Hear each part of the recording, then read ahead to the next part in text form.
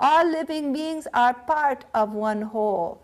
From the very earth, from the vitality held in the rocks, comes the life force from deep in the core of the earth, moving outward, creating the first single-celled amoebas and protozoas, and moving out into the plant kingdom and the animal kingdom and to human beings.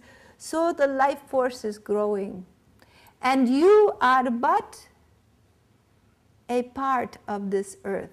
Your body is made from the dust of this earth. You are physically a part of this earth. And the human body is but a part of the Mother Earth. This is your soil, your home.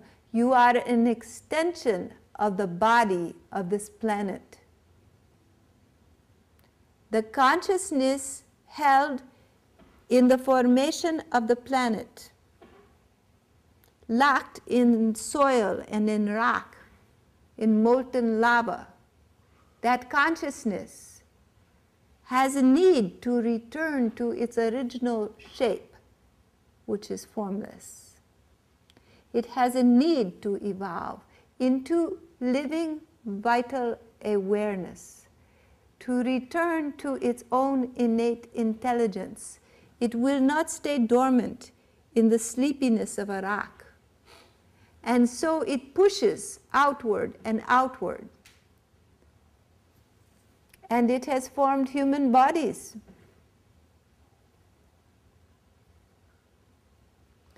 It wants to return to its original state. Individually, it is done through practices to release consciousness. But it also occurs collectively. And this body of earth is evolving. And you are its evolution, its form in evolving consciousness, to become more aware, more self-aware, more intelligent. But the evolution of this Gaia, this Mother Earth, is still young. She is a child. And her evolution is young. Still, she produces so many individualized entities, like cells in a body, but all disassociated from each other. They have no coordination with each other. They don't work in harmony. It is like having a human body where all of the cells are doing their own thing. It creates a mess, isn't it? So everyone is going, scratching their head, going, look what a mess we've made. Well, you haven't made a mess, but children are growing and nobody's put all of it together yet. So it's all going in different directions. But this is only a stage. Next stage, it begins to work together. And all the little cells begin to form a unit. A conscious, intelligent unit.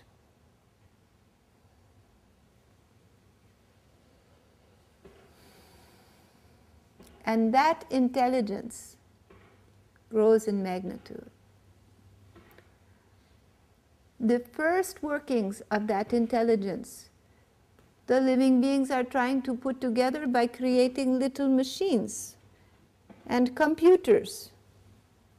So, one person can talk to another person on the other side of a globe with a computer. Very good, it is a good start. But even more coordination can be done than that. And soon the vitality will become like one force, one life. The adaptive movement now is not as it was in Matriarchy nor in Patriarchy. The adaptation for survival is those traits which allow this one movement, the coordination of all of the little cells into one coordinated existence. You see? So, those traits of patriarchy are not adaptable to this process, nor are those traits of matriarchy. But the traits that can adapt to this process come in the synthesis of these, where there is intelligence, mental alertness,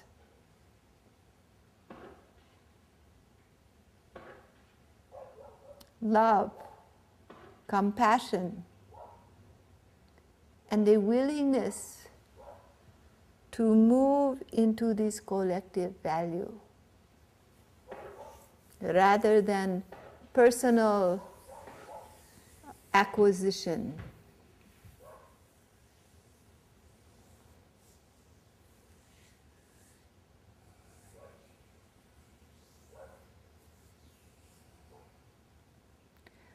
For this, the values of patriarchy must fade from the planet, are already fading. Patriarchy has reached its culmination and is now, has been for some years already in decline. And one can see spiritual leaders, all different leaders of women are coming forward. Women's position in the world is growing. And this is absolutely necessary for survival of the planet.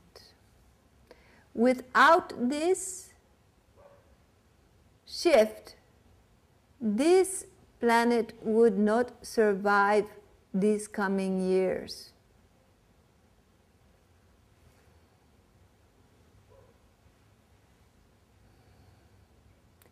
Inherent in the psychology, more common to women,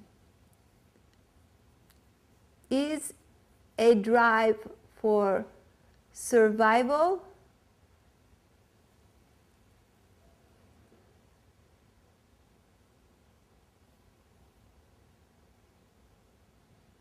nurturance of the young. The mother's bond to a child is the strongest of relationships that exists. When the bond is there with the child, the mother will become a lioness to protect her child. She will do anything to see to that child's survival. The father protects the family, and that protection is also needed. But the family now is the one human family. It will survive together or not at all.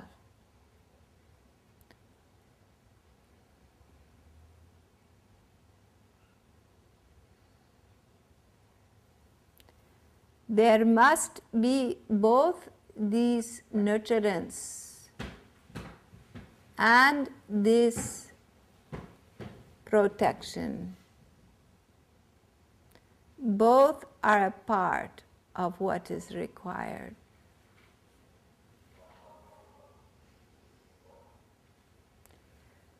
Women today have a responsibility to come forward in the world, to take their rightful place.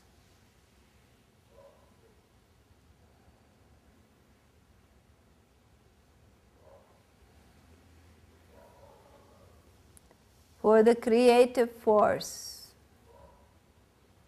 is needed